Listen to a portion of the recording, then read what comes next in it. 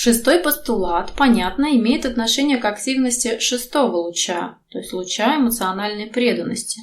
И звучит он так. Все нехристианские религиозные конфессии и движения в период времени перемен находятся в стадии ожидания того, кто известен как аватар.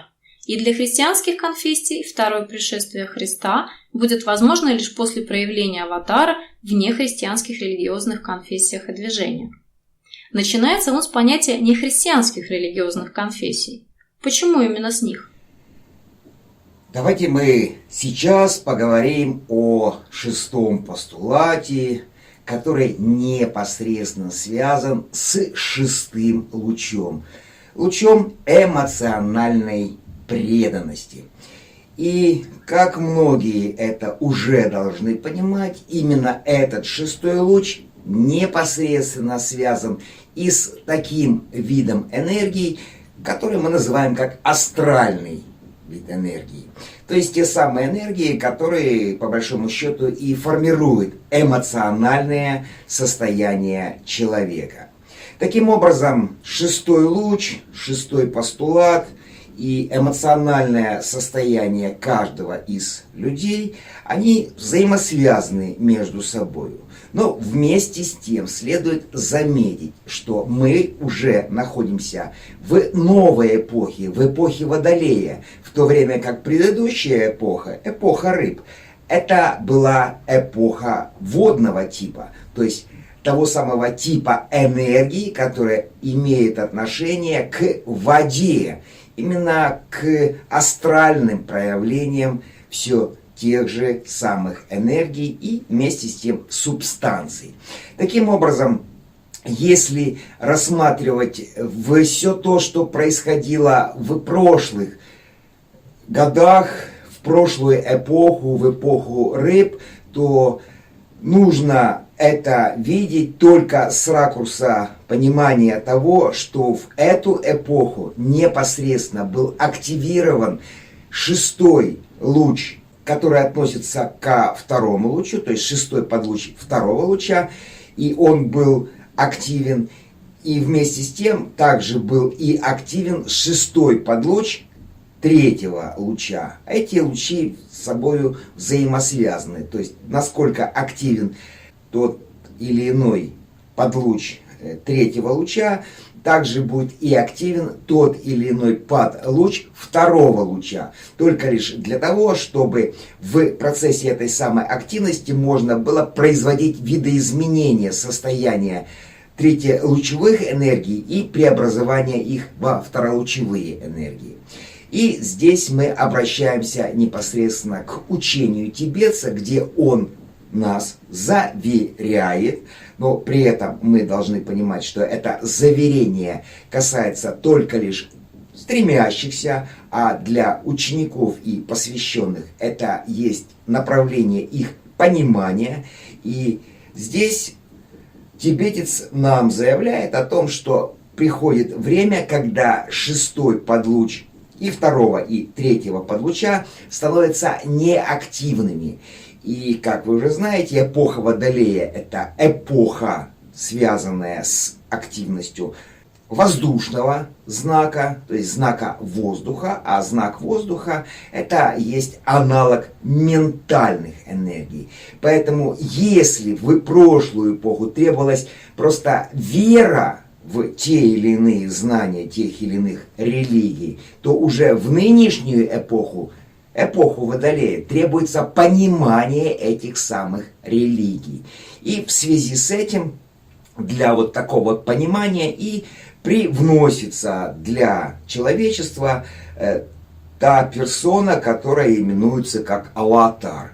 Но вместе с тем мы должны далее заметить, что и сам этот аватар в других религиях именуется иными терминами, и они для каждой из религий свои.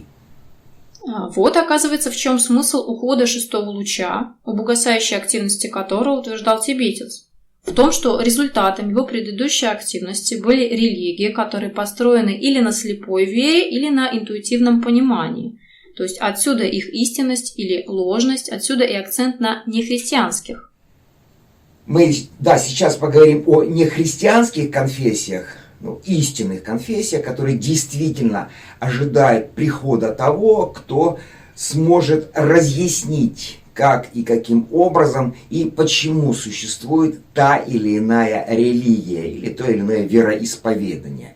Для иудеев таким аватаром является непосредственно Машиах, и этот Машиах есть никто иное, как реинкарнация все того же Моше, а как вы знаете, Моисея, да, а как вы все помните и должны уже знать, что, собственно, сам Моисей имел мало какое отношение к тому еврейскому народу, который он вывел из египетского плена, поскольку сам он был приемным сыном фараона и обучался всем премудростям магии того времени непосредственно в египетских храмах, у египетских жрецов.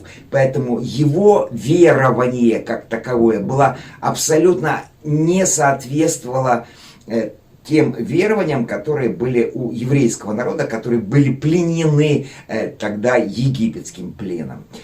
Что касается непосредственно ислама, то в его среду обещается приход имама Махди, который действительно выступит тем судьей, который расставит по местам все то положение вероучения самого Мохаммеда, да, святится имя его, и таким образом он сможет всю ту раздробленность нынешнего ислама собрать в некое цельное единство. Что касается буддизма, то там ожидается приход Калки Будды, и это понятно. Буддизм сегодня настолько раздроблен в понимании каждой из концепций, которая передана была Буддой для своего окружения, поэтому и различных направлений буддизма сегодня предостаточно. Что касается нового поколения или тех шизоидов, которые сегодня начинают кристаллизовать 6-ю и 7-ю подрасу 5-й арийской расы, то для них, конечно же, ожидается приход вождя. А в общем смысле мы, конечно, говорим о появлении аватара. Того самого аватара, прообраз которого был даден в одноименном фильме «Аватар», сделанном в окружении, да, и с помощью технологий американского кинематографа, синематографа, и поэтому и восприятие этого аватара должно исходить тоже из того же самого восприятия. Аватар не создавался непосредственно на той планете, куда он был осажден. Аватар создавался извне. Поэтому аватар, которого все ожидают, это и есть тот самый аватар, который был как бы создан искусственно, внешними силами, только лишь для того, чтобы привнести сюда,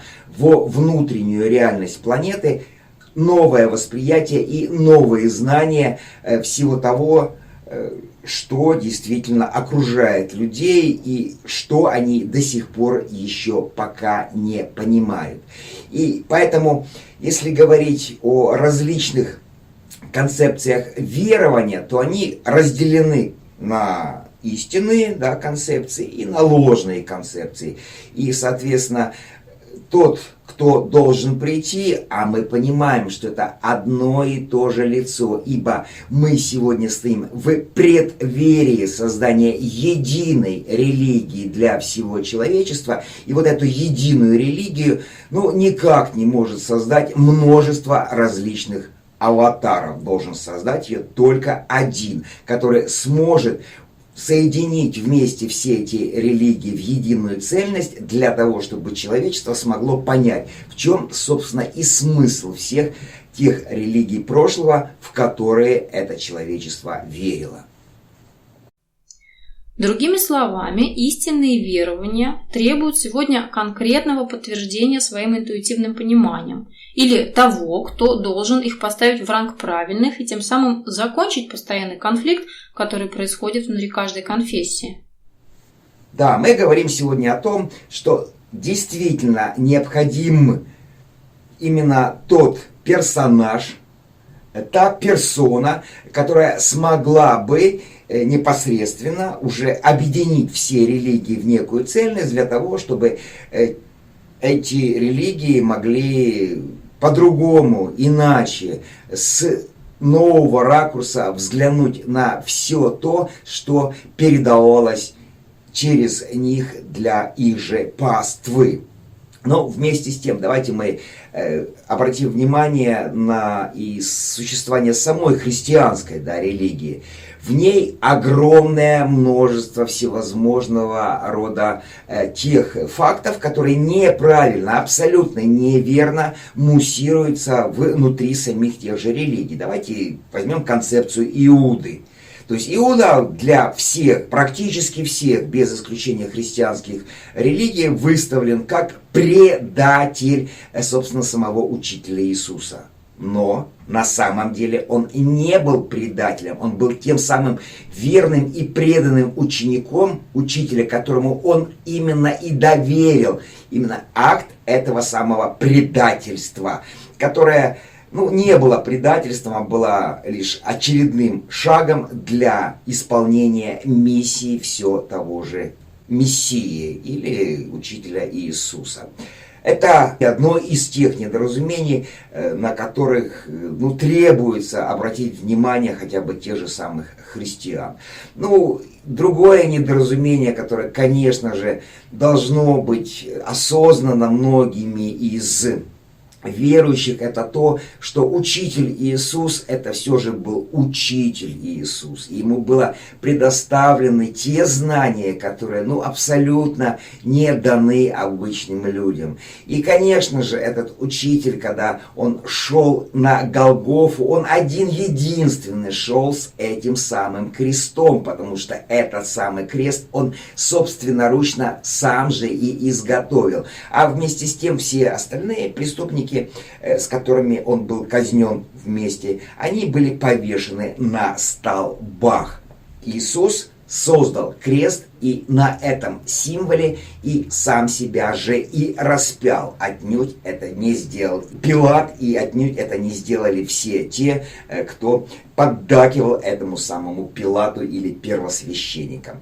И, конечно же, все должны понимать, что если это есть учитель, то у него были тогда все абсолютно знания о том, какие анестетики, обезболивающие средства можно использовать для того, чтобы не страдать на этом самом кресте. Крест был предоставлен как символ существования человечества и символ, показывающий в том, что самая длинная та часть креста, которая уходит в землю, она является тем камнем преткновения для всего же человечества, которое и символизирует его погружение в майю или в физический план. И здесь, на этом символе, учитель Иисус специально показал для грядущих поколений, в каком состоянии креста они, собственно, находятся.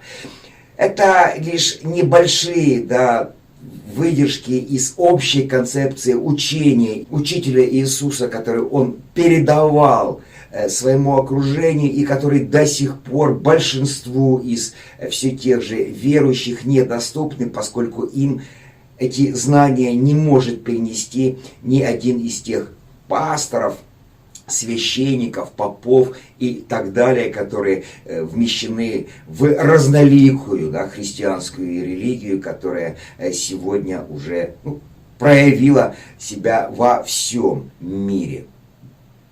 И понятное дело, что то первое пришествие, которое было осуществлено Иисусом сюда, в эту нашу реальность, где учитель показал, что да, действительно, есть такое понимание, как душа, есть такое понимание, как дух, нисходящий от его Отца. На самом деле это Святой Дух. И это не тот Отец, который конкретно изображается в Троице с христианской религии. Тот Отец собой символизирует непосредственно ту жизнь, которая исходит из реалий субстанций этот Отец для него был другим Отцом, Святой Дух Отец. Но, опять же, христианские религии неправильно все это трактуют и преподносят ее совершенно в другом понимании или в другом ракурсе восприятия все того же учения учителя Иисуса. То есть, так называемое второе пришествие случится только тогда, когда будет признана объективность первого пришествия, причем для всех без исключения истинных религий. Конечно, второе пришествие Иисуса сможет произойти только лишь тогда, когда будет правильно понято первое пришествие, которое было осуществлено учителем 2000 лет назад. Сегодня пока что во всех христианских религиях, конфессиях, направлениях, сектах и так далее, абсолютно неверно выдается это самое учение. И оно больше направлено на понимание неких физических форм и действий самого учителя, а не на его шаг в постижении и передаче человечеству состояния качества, того самого качества, которое вмещается в человеческую душу, именно в человеческую душу.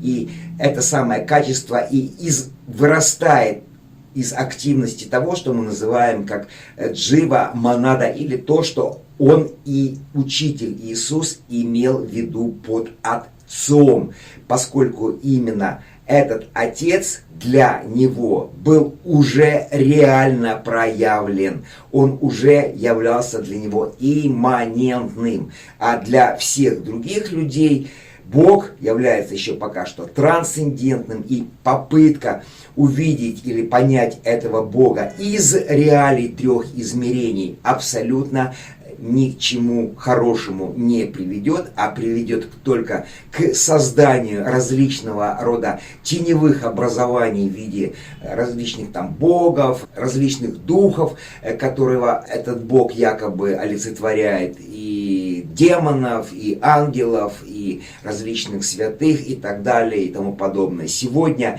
все пространство трех мер заполнено как раз именно этими самыми образами, этими духами, этими богами, которые проявляют себя, исходя из субстанциальной реальности, поскольку там они существуют, поскольку как личности они уже были проявлены в этой реальности, и как личности они обязаны были погрузиться в субстанциальную реальность. И теперь они из этой же реальности через ум того или иного верующего проникают в наш мир и уже в виде определенного рода ментальных эгрегоров начинают создавать свои собственные существования и влиять через них на умы людей. И вот это влияние и принесло то, что мы сегодня можем видеть, а принесло огромную дифференциацию, раздробленность всех без исключения религий,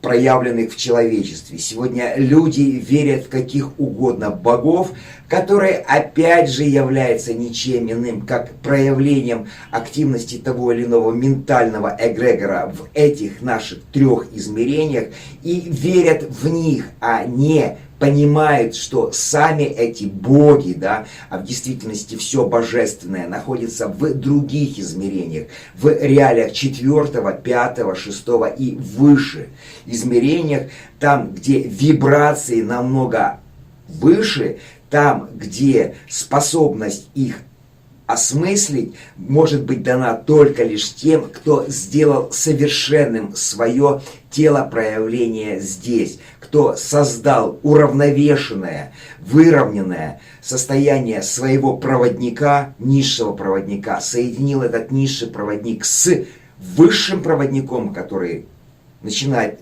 активировать себя на уровнях выше, опять же, диафрагмы. И соединение высшего и низшего двух проводников и создание с помощью этого соединения уравновешенности двух энергетических состояний, субстанциальных состояний, которые находятся ниже диафрагмы, и энергетические, которые находятся выше диафрагмы, и их вхождение в равновесное состояние и даст возможность человеку дальше выйти в понимание того, что собой представляет реальность четвертого, пятого и других измерений. До тех пор, пока человек будет тупить, то есть пока он будет замыкаться либо на своей эмоциональной и делать ее тупой, либо на физической и делать ее тупой, то есть расширенном своем понимании существования,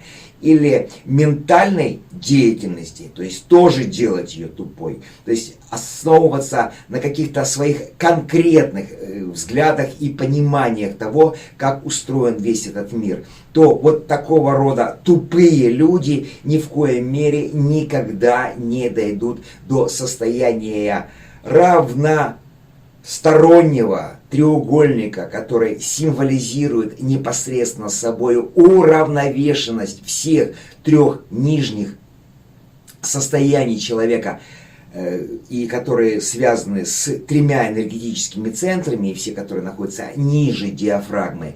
И, как вы уже должны понимать, все эти три центра являются ничем иным, как базисом или основой для активации в человеке уже следующих трех высших центров, которые не смогут быть развиты правильно, если вот этот треугольник, находящийся под диафрагмой, не станет равносторонним.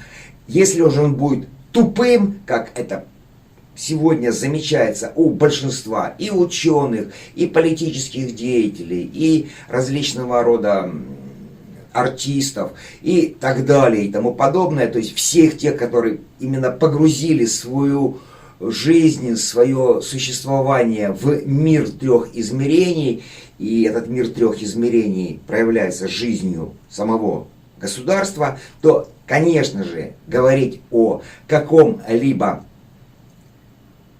реальном выходе из этого положения, из того положения, в котором они существуют, говорить не приходится. Не приходится только лишь потому, что они созданы изначально на своем фундаменте, на своей базе неверно. И вот этот неверный фундамент, неверный базис ни в коем мере не даст возможности построить на нем же верное здание, самого храма Соломона, который опять же придется рано или поздно все равно, но разрушить.